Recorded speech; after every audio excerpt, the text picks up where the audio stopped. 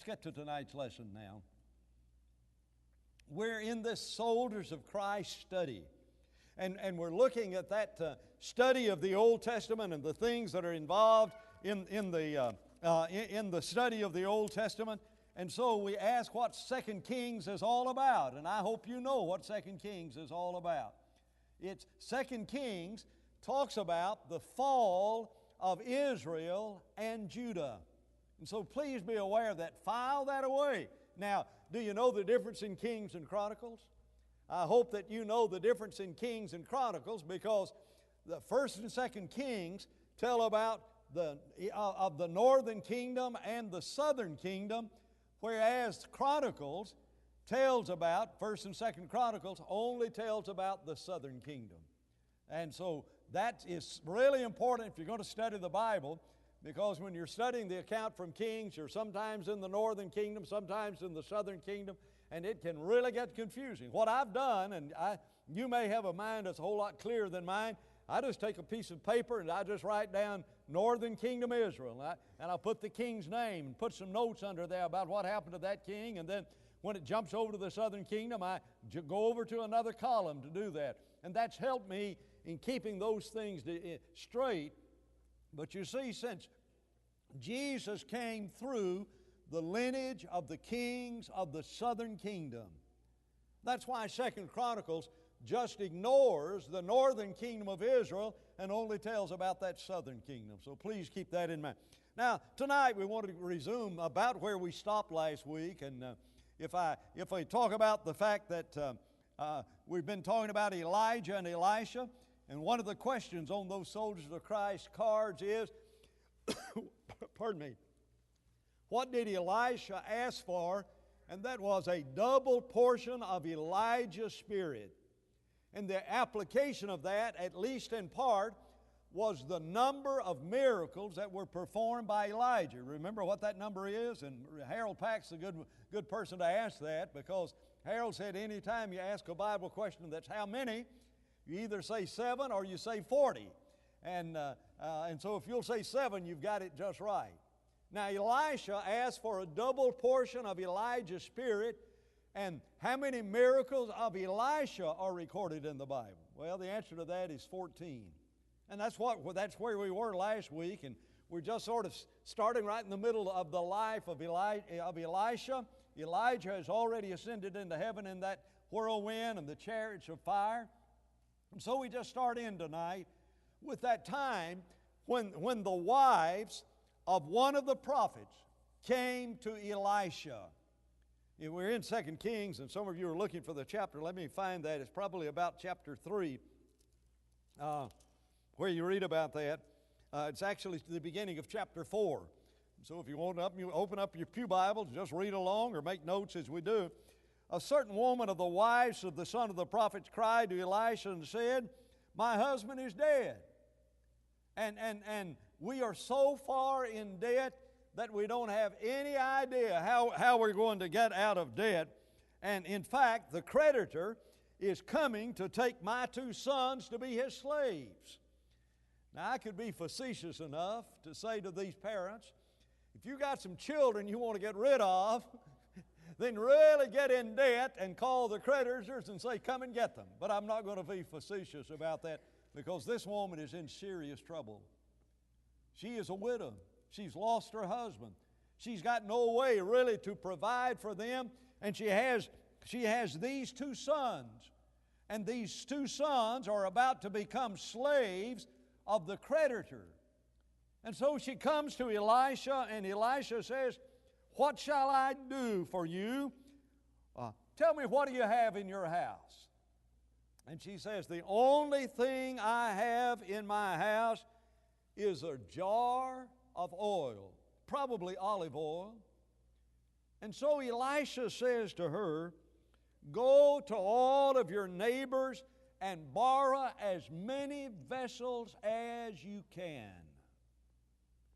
And so she and her sons go and they borrow these vessels. And then he says, when you get home, shut the door behind you and start pouring oil into these vessels that are there. And by the power of God, as they poured that oil, it never ran out. They poured the first vessel full, and the second vessel, and the third, until all of the vessels, as many as they brought into their house, there was oil there. And so Elisha says, now go sell that oil, and you can get out of debt that way. Why was God doing these miracles? Why would not God allow you to do that very same thing today? Why would not God provide for His people that in that very same way today? And sometimes individuals believe that. They teach this prosperity gospel that if you'll just live right, you'll never have any financial worry. Well, here was a woman who had financial problems. And the idea of the prosperity gospel is not a thing found in the Bible at all. What's the purpose of all of this? And the answer comes back, and get this. Some individuals have the mind that if they start reading in the book of Genesis, there will be miracles on every page. And as you read through the Bible, on every page there will be miracles where God is just doing things like this story we just related. But it may surprise you to know nothing could be farther from the truth than that concept. There are really only 5 times in the Bible where there's an abundance of miracles. Obviously, the creation is one. Obviously, there is that time of the creation where in order to make the world out of nothing, there would be all of these miracles that would need to be performed. But stop and recognize, as you read the rest of the book of Genesis, how many miracles are there? If I talk about Abraham, and of course God speaking to Abraham would be supernatural, but that ram over there that was caught there, that was offered instead of Isaac, that's not a ram that God just instantly makes. God providentially has that ram over there for him.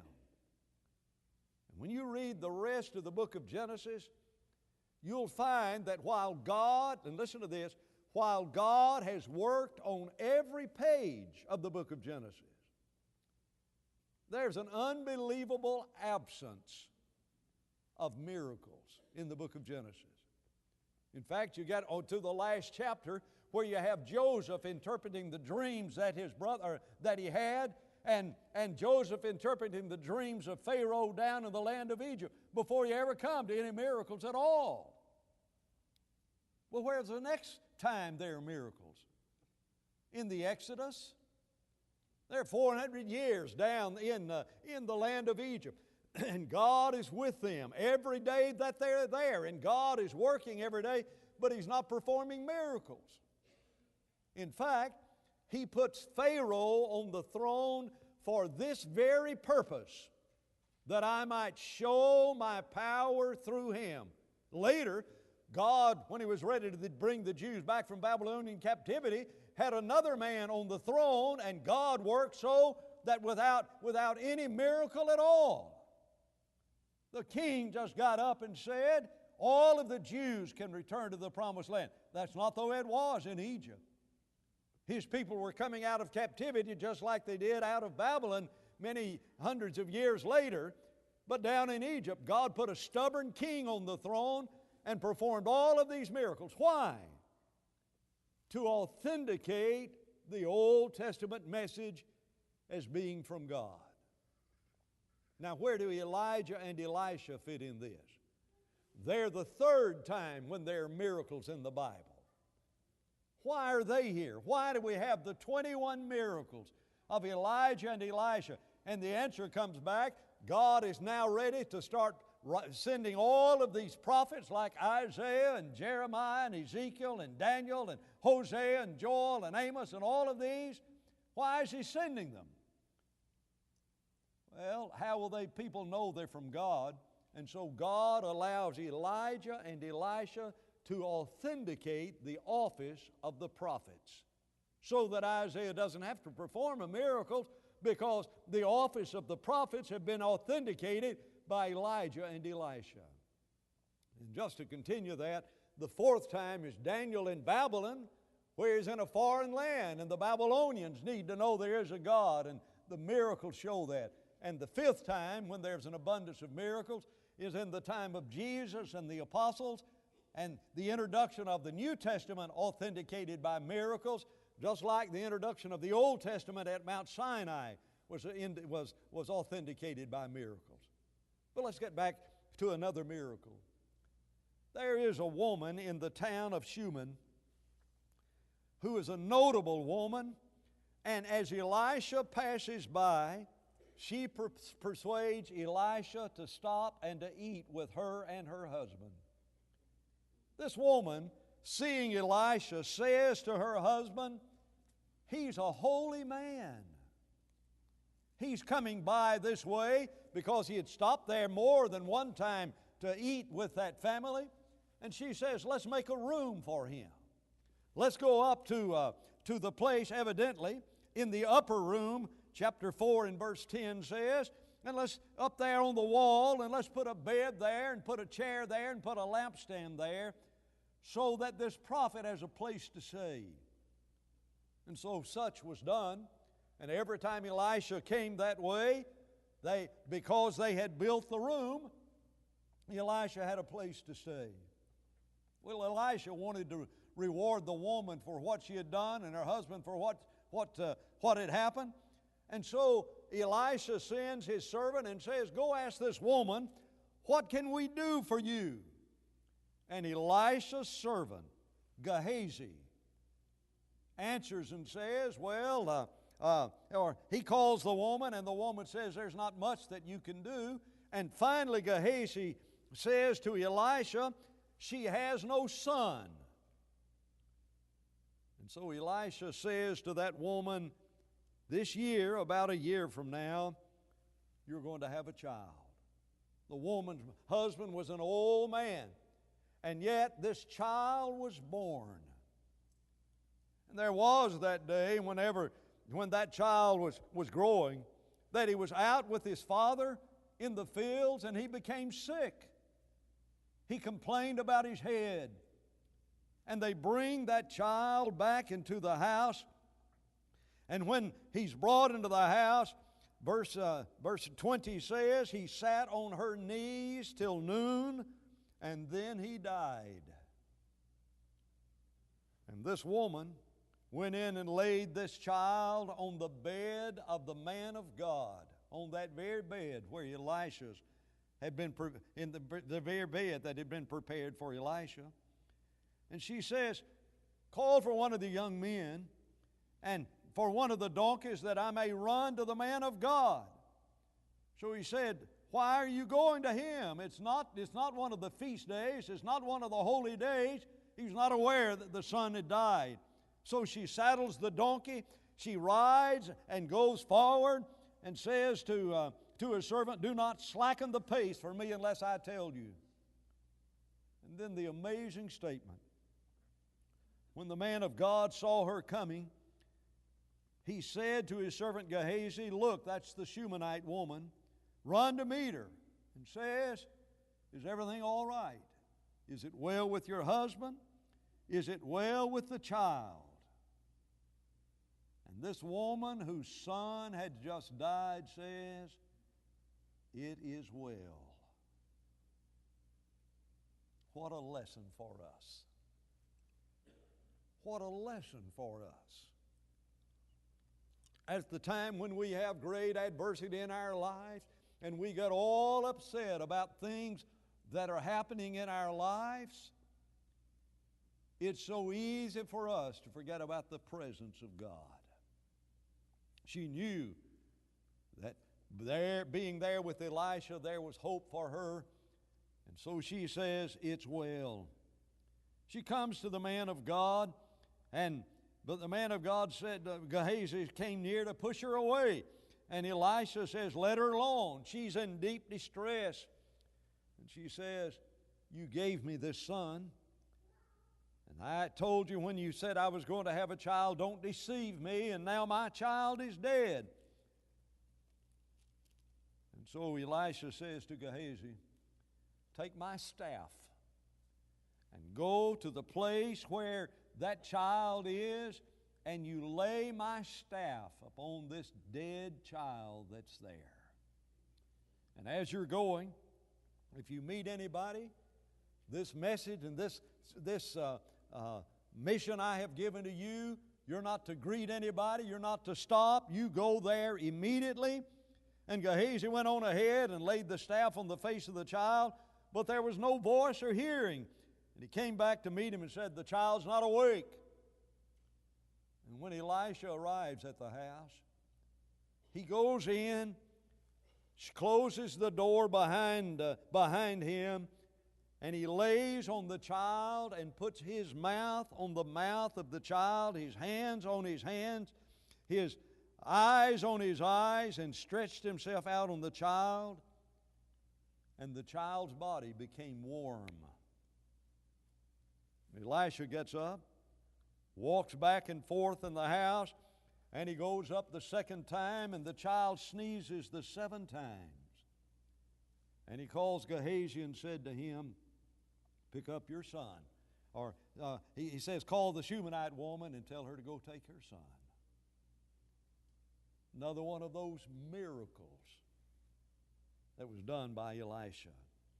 There's another one, and we'll just mention this in passing.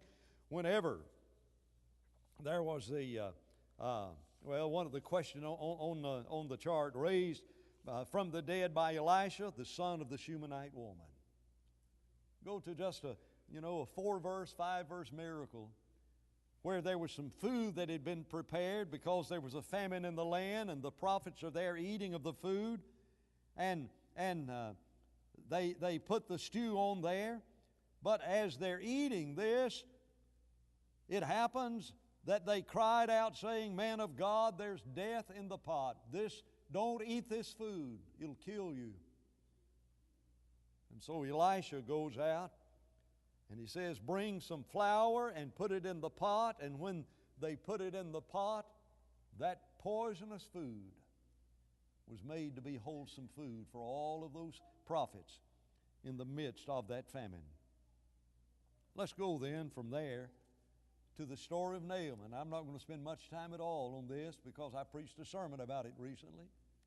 You know the story about Naaman, how there was this leper that was healed by Elisha, and the question on the flipped cards that you have is, what's the name of that individual? And the name of that man is Elisha. Naaman is a captain of the Syrian army. He's not the king, he's just the captain, and he has leprosy. And so he has taken captive a young Jewish maiden. And whenever she knows that her master has leprosy, she says, if he were in it, there is someone in Israel that can cure this man. And so whenever the king hears this, Naaman is sent by the king with an abundance of gold, or abundance of money, 6,000 shekels of gold, and 10 changes of garment. But instead of going to Elisha, they go to the king. And whenever the king reads the letter from the king of Syria, he says, this is a trap. He wants me to cure this man of his leprosy. I cannot do this. He must have set a trap for me. And he literally tears his clothes. His words are, am I a God to kill and to make alive, that this man sends a man to me to heal me of his leprosy? And when Elisha heard that the king had torn his clothes, he said, why have you torn your clothes? Let him come to me, and he'll know that there's a prophet in Israel. Do you remember how many righteous kings there were in that northern kingdom? First, do you remember how many kings there were? 19. Do you remember how many of those 19 kings were evil? 19 of them. And so whenever the king hears that, he sends Naaman down to where Elisha was. But Elisha doesn't come out. Elisha sends his servant out and says, if Naaman wants to be cured of his leprosy, let him go dip in the Jordan River 7 times. And he's immediately angry, and he says, look, the rivers from my land back in Syria, they're far better rivers than this Jordan River. And fortunately, his servant reasons with him and says, what if the king had told you to, or what if the prophet had told you to do some great things? Would you have done that? Why wouldn't you do the simple thing? And so Naaman goes and he dips in that river. And when I preached about this, I tried to talk about the fact he dipped once and he came up, and I'm sure he looked at his leprosy. And the second time, and the third time, and the fourth time, and the sixth time, and the seventh time he comes up and he's cured of his leprosy. Now that's the part of the story we know. Here's the part of the story we do not know. He comes back to Elisha and offers to give Elisha a gift. And Elisha refuses the gift. I am not here, Elisha's spirit is manifest itself. I'm not here to use the power God's given to me for any enrichment of myself. And so when he will not take the gift, Naaman says, I want to make a request of you.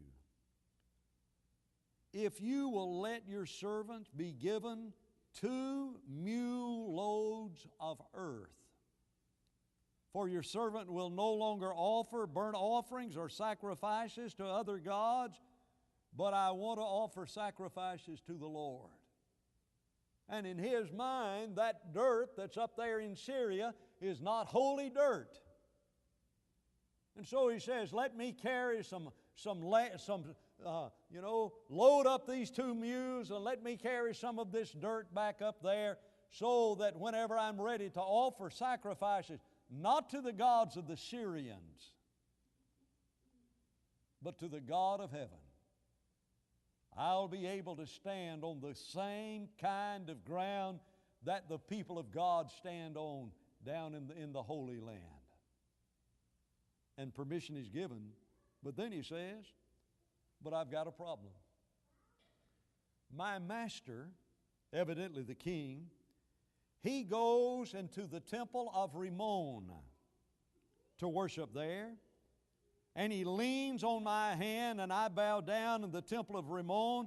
When I bow down to the temple of Rimmon, may the Lord pardon your servant for even bowing down in that temple. And knowing the circumstances that were involved, Elisha says, go in peace. And he departs. You remember Gehazi, the servant of Elisha? As Naaman departs, the servant of Elisha rushes out to Naaman. And he says to Naaman, he refused that gift, but we've had some company to arrive. He's had some people that's arrived, and he has sent me saying, could you give me a talent of silver and 2 changes of raiment? And Gehazi's lying when he says this. And Naaman says, oh yes, I'll give you this. And he says, take 2 talents of silver and in 2 bags, carry 2 changes of garments. And he handed them to some people that were there with Gehazi. And they walk away carrying all of these treasures from Syria.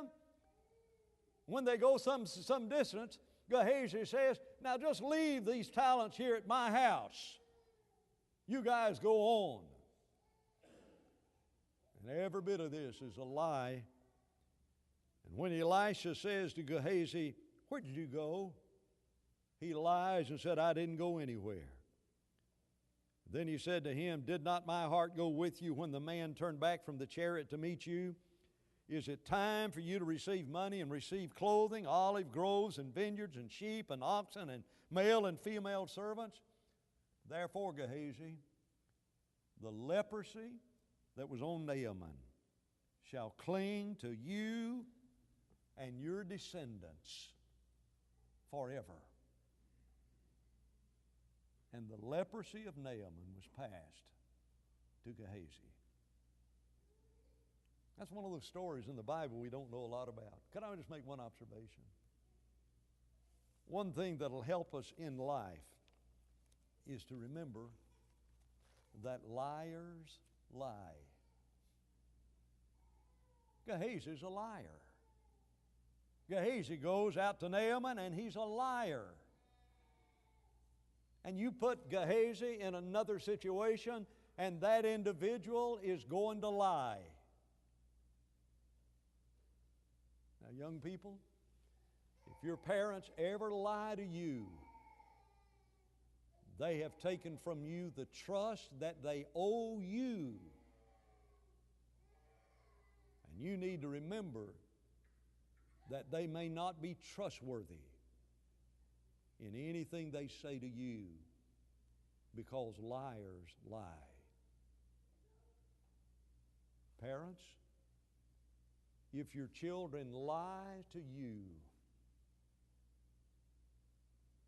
you need to understand they've taken away trust, and you need to be suspicious of everything that they say, because liars lie. Husbands, if you ever lie to your wife has no reason to trust anything that you say, because liars lie. Wives, if your husband's lied to you, you have no reason to trust anything he says. Why? Because liars lie. And I just stand amazed in counseling that somebody will say, well, he lied to me. And I'd say, well, he'd ever lied before? Yeah, he lied to the boss. Well, if you lie in the one place, put in the same circumstances, you will lie in the other place. Liars lie. And you put that in your heart, it will help you in this world to avoid getting in a lot of situations that are not comfortable, because liars lie. That doesn't mean they can't repent. It doesn't mean they cannot stop lying. But you've got to understand the very nature of people who tell lies, and you know that they're telling lies to others. Mark it down. Put them in the right circumstances. They will lie to you. And you can avoid a lot of pitfalls. That's why the Bible says, let your yes be yes. You don't need to take an oath. Do you swear on the stack of Bibles? Do you swear by your mother's grave?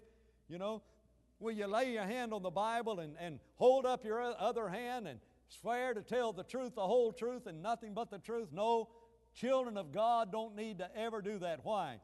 Because children of God, when they say yes, you can bank on it. Let your yes be yes. And let your no be no. I used to wonder why in the Ten Commandments, in connection with commandments that talk about murdering and adultery, one of those 10 commandments is, thou shalt not lie. And used to wonder why on earth that little sin, telling little white lies, why that sin of lying, because everybody lies, why that is right there along with the matter of adultery and murder. And the answer is, because lying destroys relationships. And you need to build your relationship with your parents and with your children and with your mates and with everybody that knows you, business associates, whatever. Your word is your bond because you're a child of God. And Gehazi looks like a great servant, but Gehazi is a liar. And the evidence of it is in the latter part of this story. Interesting to study this matter of the Bible. We're going to probably end our study with Elisha here. We haven't looked at all 14 of the miracles. Sit in there and read 1 Kings, those first 6 or 7 chapters, and learn all of those other miracles. Every one of them is worthy almost of a sermon, a part of a sermon to put in there and to look at it and talk about it and learn the lessons from it. But that's enough for tonight. Let's now sing that song of invitation to provide opportunity for those who want to become children of God to do that, to believe in Jesus, to repent of their sins, to confess their faith in Jesus, and then to be immersed in water that their sins might be washed away by the blood of Jesus. And there are Bible verses for every bit of that.